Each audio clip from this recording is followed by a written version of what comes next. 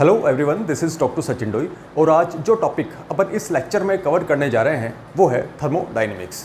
तो आइए स्टार्ट करते हैं। देखिएगा, एनर्जी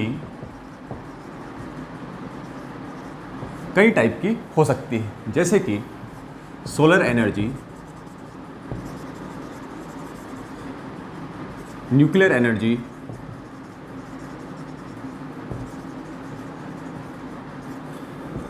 केमिकल एनर्जी,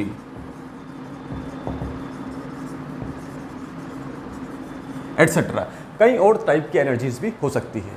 तो केमिकल एनर्जी की स्टडी फिजिकल साइंसेस की जिस ब्रांच में की जाती है उसे कहते हैं अपन थर्मोडायनेमिक्स।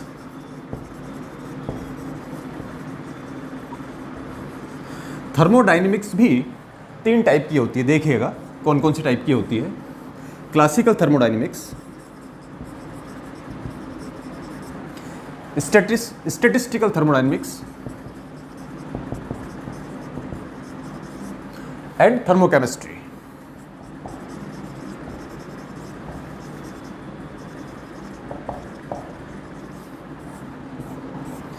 क्लासिकल थर्मोडायनेमिक्स क्या होता है? जहां पर हम मैक्रोस्कोपिक प्रॉपर्टीज की स्टडी करते हैं।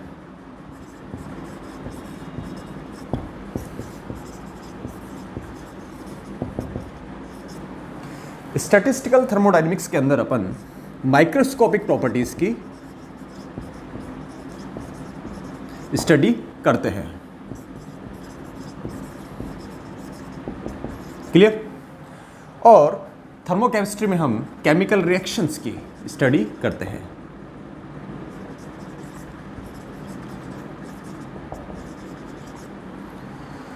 क्लियर? अपन यहां पे स्टडी करेंगे क्लासिकल थर्मोडायनेमिक्स की। तो देखिएगा क्लासिकल थर्मोडायनेमिक्स क्या होता है। क्लासिकल थर्मोडायनेमिक्स में हम मैक्रोस्कोपिक प्रॉपर्टीज की स्टडी करते हैं। मैक्रोस्कोपिक प्रॉपर्टीज क्या होती है? तो देखिए, मैक्रोस्कोपिक प्रॉपर्टीज वो होती है जिनको अपन अपने 5 सेंसेस के द्वारा सेंस कर सकते हैं, जैसे कि temperature, pressure, volume, composition etcetera. For example, अगर मैं बात करूं, ये एक रूम है और इसके अंदर इस रूम का टेम्परेचर अगर मैं आपसे पूछूं तो आप किसी एक पर्टिकुलर एटम, आयन या मॉलिक्यूल का टेम्परेचर तो नहीं बताएंगे। इस पूरे के पूरे रूम का एक बल्क में एक टेम्परेचर बताएंगे। मतलब टेम्परेचर क्या है? एक कलेक्टिव प्रॉपर्टी है। इस रूम के अंदर जितने भी एटम्स, मॉलिक्यूल्स या आयन्स हैं उनका एक कलेक्टिव अपन एक टेम्परेचर बताएंगे। फॉर एग्जांपल, अगर इस रूम का टेम्परेचर 25 डिग्री सेल्सियस है तो ये एक पर्टिकुलर किसी एटम, मॉलिक्यूल या आयन का ना होकर कलेक्टिवली इस रूम के अंदर जितने भी एटम्स, मॉलिक्यूल्स या आयन्स हैं उनका एक टेम्परेचर है। मतलब यहाँ पर अपन एक बल्क जो प्रॉपर्टी है उसकी बात यहाँ करते हैं। इसी तरह प्रेशर की भी बात कर सकते हैं, इसी तरह वॉल्यूम की भी बात कर सकते हैं कि अगर मैं इस रूम का अगर वॉल्यूम आपसे पूछूं तो आप किसी एक एटम, मॉलिक्यूल या आयन का वॉल्यूम ना बता के इस एक पूरे के पूरे रूम के अंदर जितने भी मॉलिक्यूल्स हैं उनका एक collective behaviour, that is volume, आप एक्सप्रेस करेंगे। क्लियर? देखिएगा, अब अपन बात करते हैं कि थर्मोडायनेमिक्स क्या होती है। देखिएगा ध्यान से, थर्मोडायनेमिक्स। देखिएगा थर्मोडायनेमिक्स क्या होती है, इस वर्ड से भी आप इसको शो कर सकते हैं। देखिएगा, थर्मो एंड डायनेमिक्स। थर्मो मतलब हीट एंड डायनेमिक्स मतलब मूवमेंट, या मैं बोल दूं इंटर कन्वर्जन।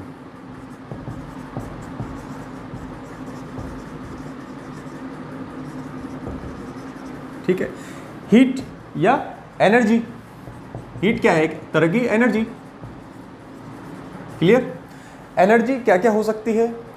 हीट तो है ही, इसके अलावा work, mechanical energy, electrical energy, light energy, enthalpy, internal energy, free energy, इस तरह की ये सब क्या है? एनर्जी के डिफरेंट फॉर्म्स। इन सभी एनर्जीज का आपस में इंटर कन्वर्जन फिजिकल साइंसेस के जिस ब्रांच में अपन स्टडी करते हैं दैट इज कॉल्ड थर्मोडायनेमिक्स। तो इसकी डेफिनेशन लिख लीजिए आप, branch of physical science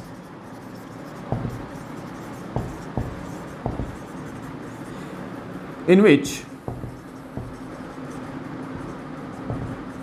we deal conversion of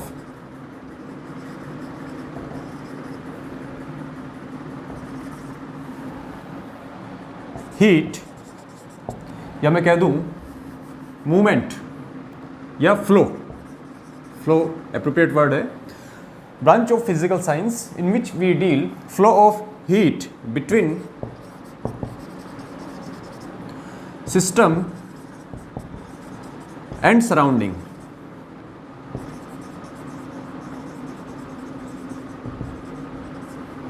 and correlate other forms of energy.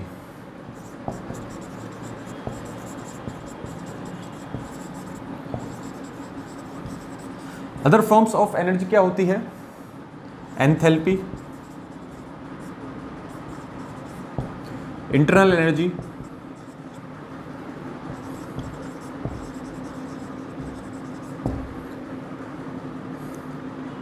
Light energy,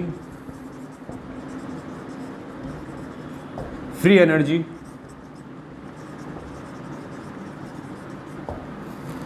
electrical energy,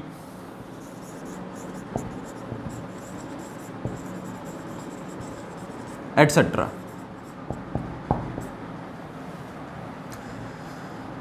is called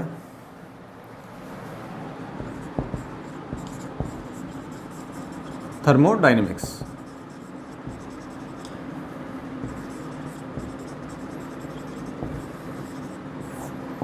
clear? इस डेफिनेशन में दो वर्ड्स आए हैं, सिस्टम एंड सराउंडिंग्स. क्या होते हैं ये? आइए समझते हैं. देखिएगा ध्यान से कि सिस्टम एंड सराउंडिंग्स क्या होते हैं. यह पूरा का पूरा यूनिवर्स, इस पूरे के पूरे यूनिवर्स को दो पार्ट में अपन डिवाइड कर सकते हैं, सिस्टम प्लस सराउंडिंग.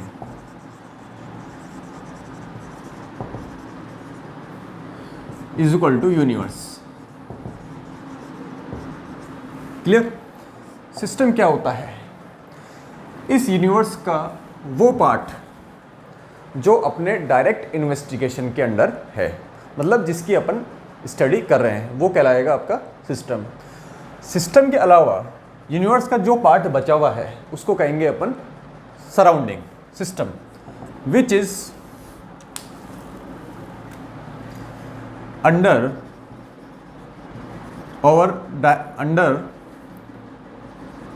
और direct investigation. Clear?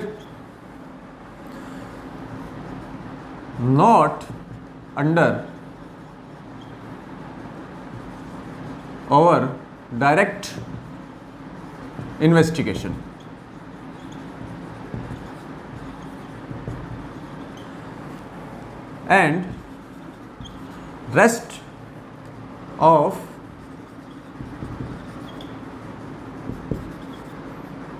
and rest of the universe is called surrounding. Okay? Or anything which separates system and surrounding is called boundary. Is called boundary. Clear? Boundary आपकी real भी हो सकती है और imaginary भी हो सकती है. क्लियर? रिजिड भी हो सकती है और नॉन रिजिड भी हो सकती है. क्लियर? रिजिड का मतलब क्या है? Do work, can do work. Okay. Non rigid का मतलब क्या है? Can not do work. Clear? इसके अलावा हीट कंडक्टर भी हो सकती है और हीट नॉन कंडक्टर भी हो सकती है। क्लियर? हीट कंडक्टर, अगर वॉल सिस्टम और सराउंडिंग को सेपरेट करने वाली वॉल अगर हीट कंडक्टर है तो इसको बोलेंगे अपन डायथर्मिक।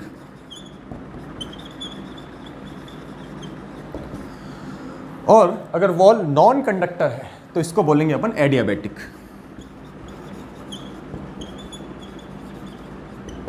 क्लियर? यहां तक बात क्लियर हुई? ओके, इसको अपन एक एग्जांपल से समझते हैं। देखिएगा,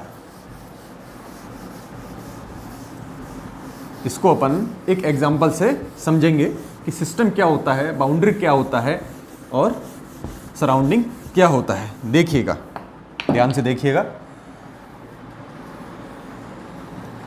यह एक बीकर है। क्लियर? इसमें एक रिएक्शन मिक्सचर है। ये क्या है? Reaction mixture. क्लियर?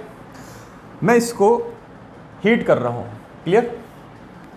तो यह रिएक्शन मिक्सचर जिसकी अपन स्टडी कर रहे हैं, ये क्या हुआ आपका?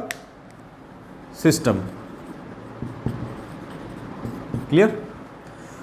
और इस बीकर के चारों ओर जो एनवायरनमेंट है, it is called surrounding. Clear? System और सराउंडिंग, इसको कौन सेपरेट कर रहा है? बीकर की wall, this wall, and this is called boundary. Clear? ये रियल भी हो सकती है और इमेजिनरी भी हो सकती है। ये वाला part, this is imaginary, imaginary boundary. Clear? अब अपन देखेंगे सिस्टम कितने टाइप का होता है। देखिएगा ध्यान से। सिस्टम दो तरीके का हो सकता है। ओके? Homogeneous and heterogeneous.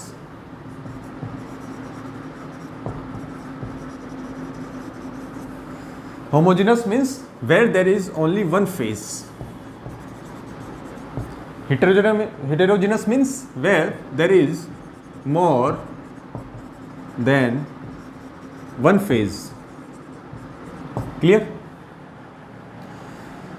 इसको भी तीन तरह से डिवाइड किया जा सकता है।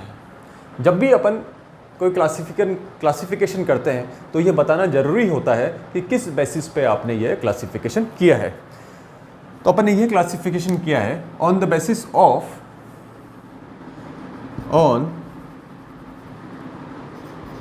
on the basis of moment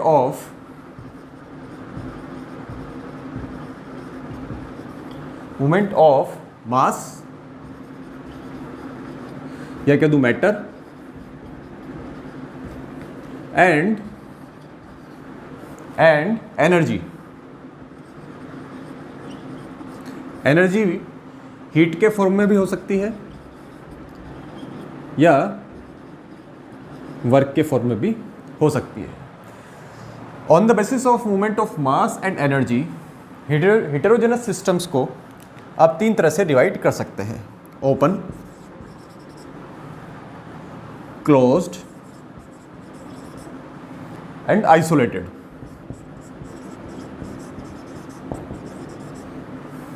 clear? Suppose यह सिस्टम है। क्लियर? यह सिस्टम है। ओपन सिस्टम के अंदर मास भी एक्सचेंज हो सकता है और एनर्जी भी एक्सचेंज हो सकती है। क्लोज सिस्टम के अंदर मास का एक्सचेंज नहीं हो सकता, लेकिन energy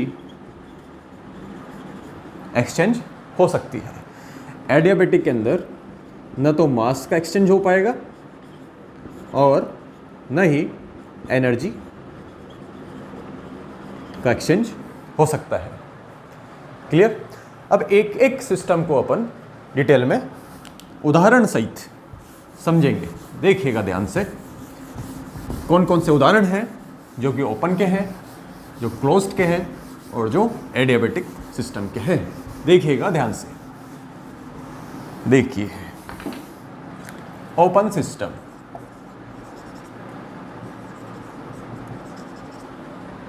closed system and isolated system.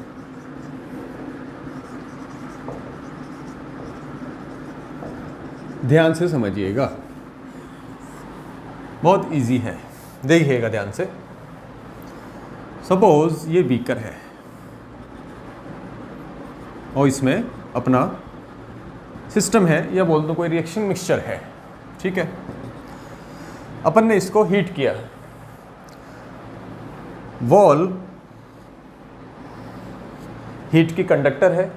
Clear? Means diathermic है, मीन्स इसके अंदर एनर्जी का ट्रांसफ़र किया जा सकता है।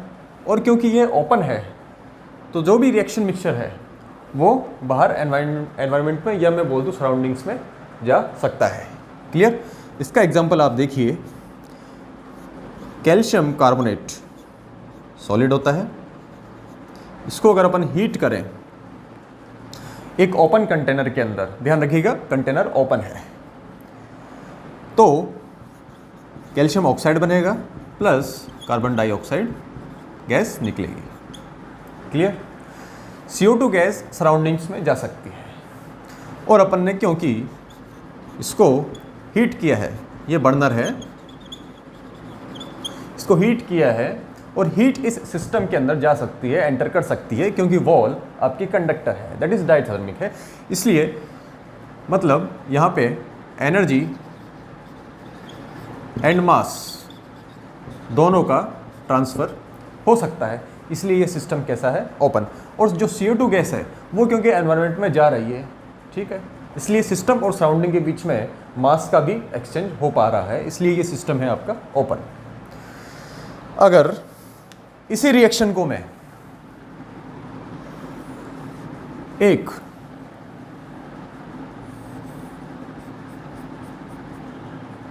क्लोज्ड बल्ब में कराऊं, इसी रिएक्शन को अगर मैं एक क्लोज्ड बल्ब में कराऊं,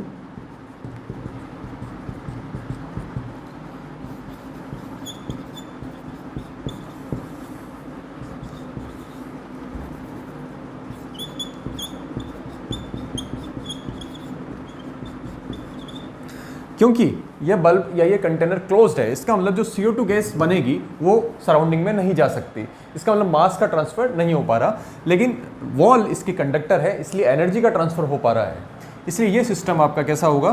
क्लोज्ड। ये सिस्टम कैसा होगा? आपका क्लोज्ड। इसी तरह अगर एक एग्जाम्पल और लूँ मैं, देखिएगा ध्यान से।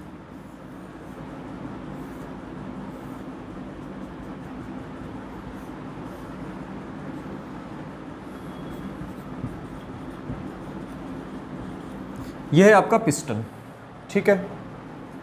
अगर पिस्टन को मैं कंप्रेस करूं, अगर मैं पिस्टन को कंप्रेस करूं तो मैं क्या कर रहा हूं? वर्क भी क्या है? एक एनर्जी की फॉर्म, ठीक है। अब इसका मतलब मैं इस सिस्टम के ऊपर वर्क कर रहा हूं, क्लियर। या मैं ये कह दूं कि गैस एक्सपांड हो रही है और पिस्टन ऊपर की तरफ मूव कर रहा है, तो भी क्या हो रहा है?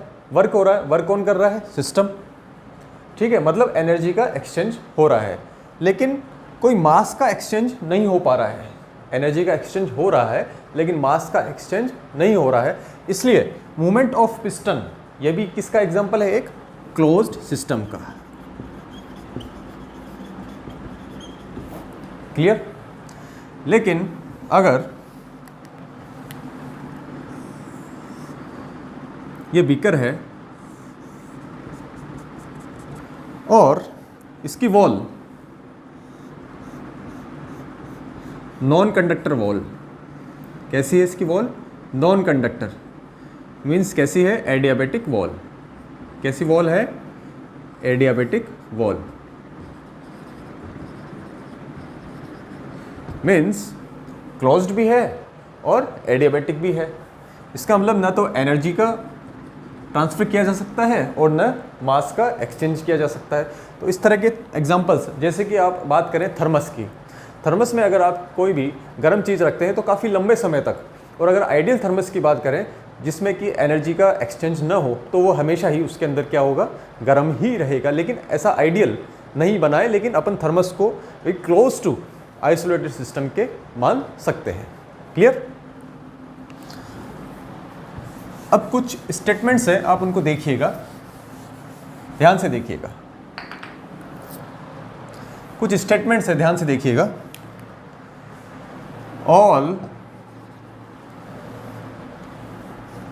all isolated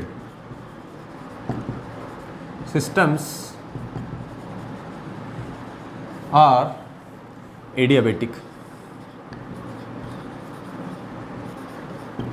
Clear? All isolated systems are adiabatic, but all adiabatic systems